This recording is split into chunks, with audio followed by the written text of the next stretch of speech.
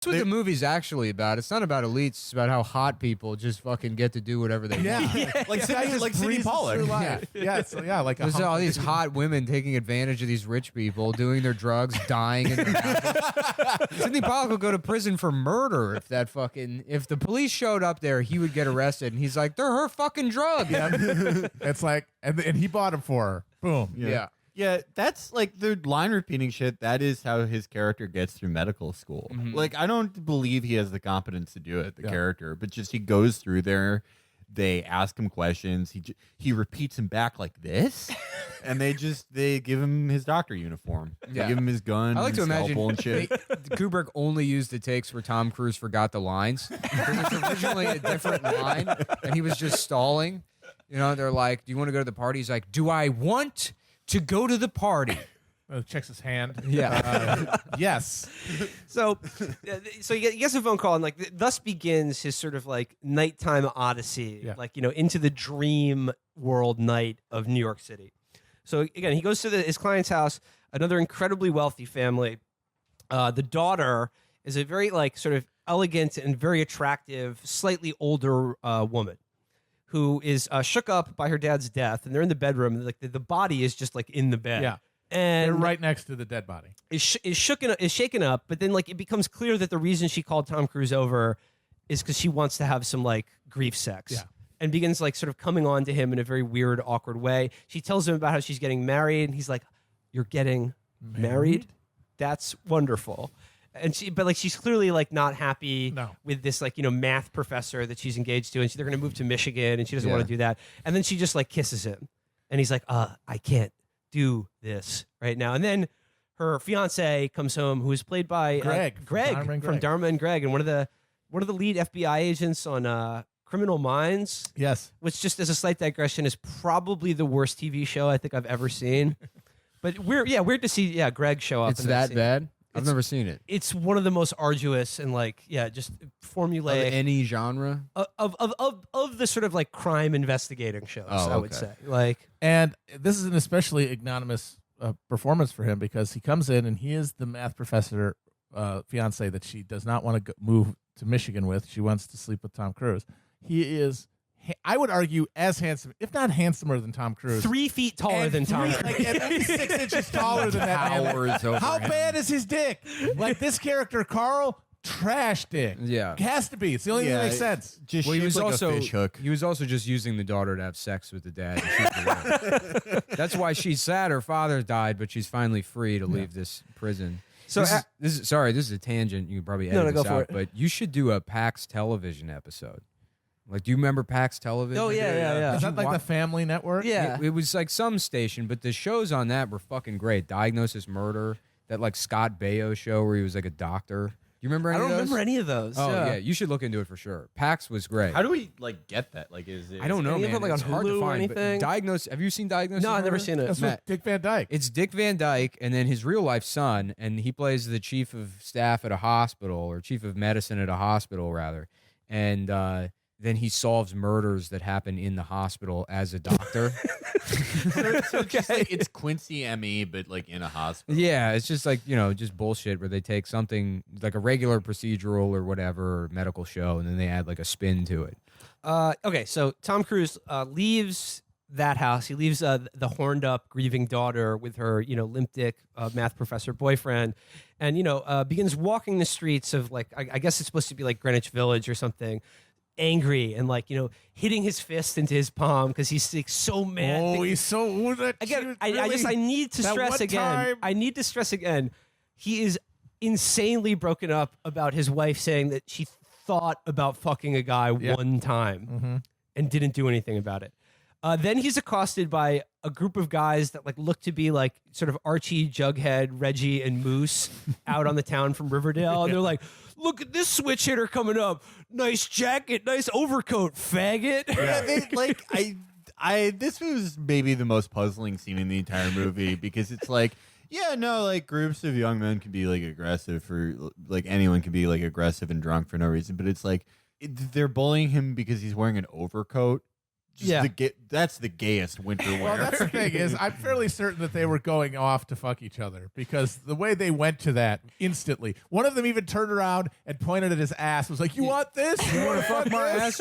Well, they don't identify anything about him that makes him gay. Yeah. They were just like, "Ooh, look at fucking Captain Faggot over here." Look at this really handsome man over here. I bet he'd love to caress me. Yeah, I and bet he's he'd like love to fuck me sometime. He's like a 37-year-old guy. I mean, it's not like, and they're presumably in their like mid-20s.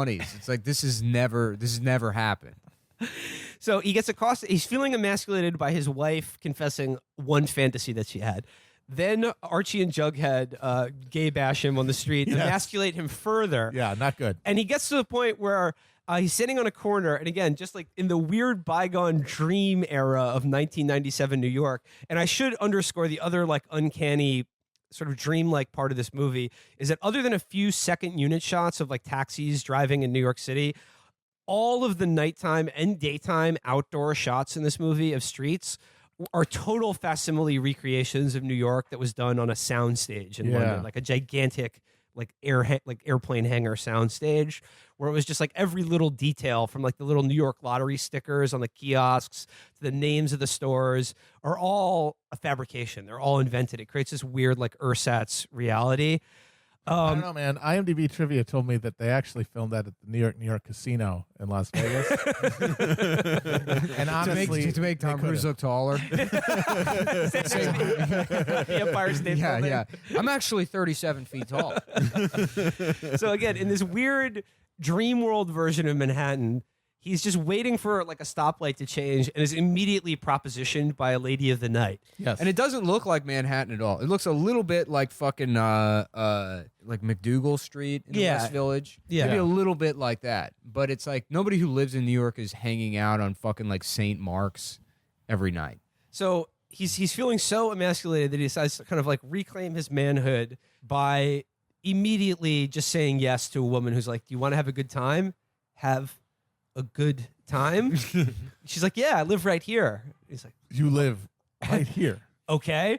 They go in her house, and he's like, "I guess we should talk about money." She's like, "Sure.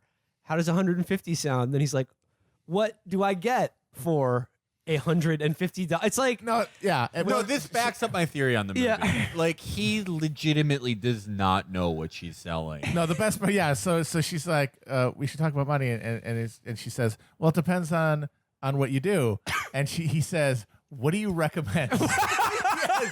Yeah. he's like, can I interest the gentleman in the pussy this evening? Well, it's funny. It's because his read on the situation in the beginning of the movie with his wife, where he's like, guys want to fuck and women just want like stability and commitment, is like completely reversed. He just wants stability and commitment. He doesn't. Yeah. He doesn't want to fuck. He doesn't want to fuck anybody. He doesn't even want to fuck his wife. Yeah. He just wants to like have his dumb family and go to these parties. And You're right. network or whatever. He behaves in the exact opposite Yeah. way of And his like she- bullshit Evo psych reasoning for Yeah, like why she's men. a whore.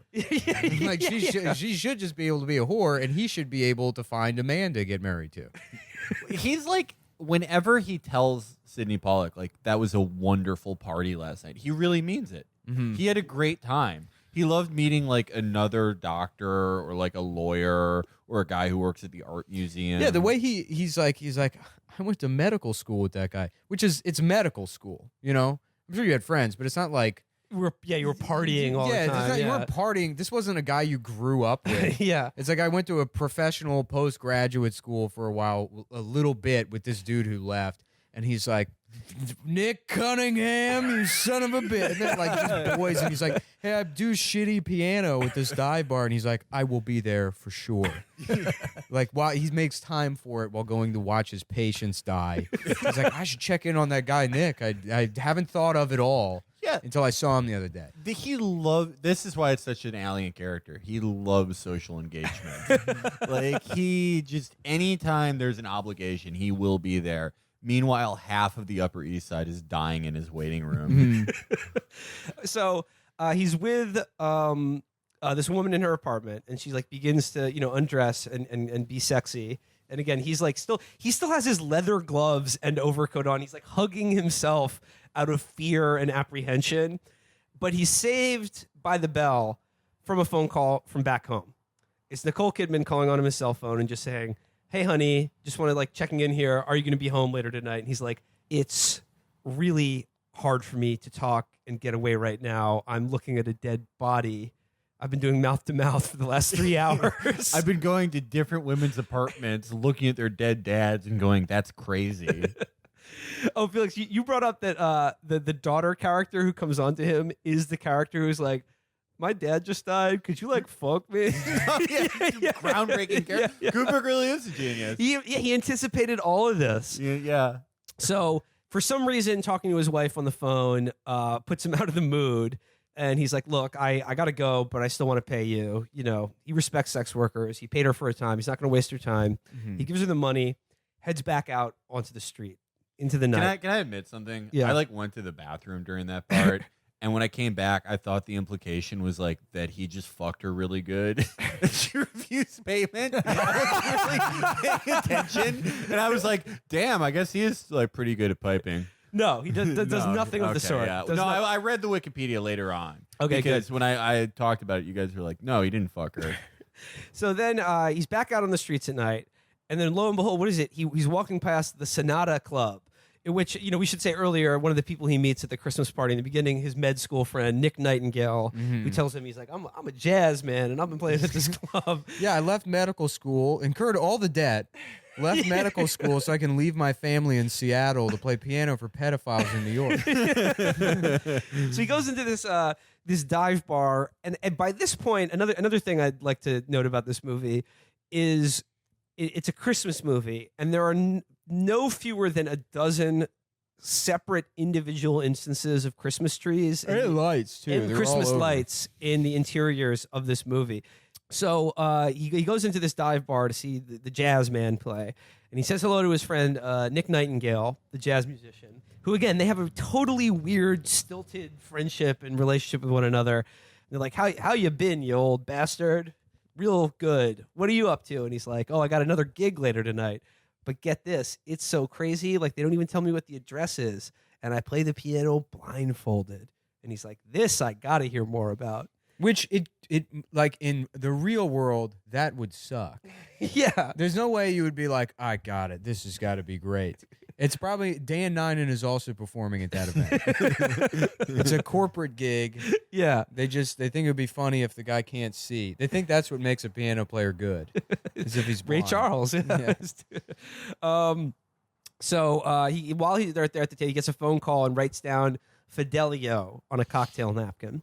And Tom Cruise is just like, he's like, yeah, one time like the blindfold came off a little bit. He's like, let me tell you something, Bill. I have seen a thing or two in my life, but nothing, and I mean nothing, compares to what I saw doing this gig. And the women, yowza, like you would not believe. And Tom Cruise, of course, is now like, he's on a mission to get laid Right. tonight. He's just got to reclaim power from his wife for smoking weed and telling him. Nightingale, let me tell you, I've blown it 6 times in the last 23 minutes. You got to get me in on this He's party. like, he's like, you got to do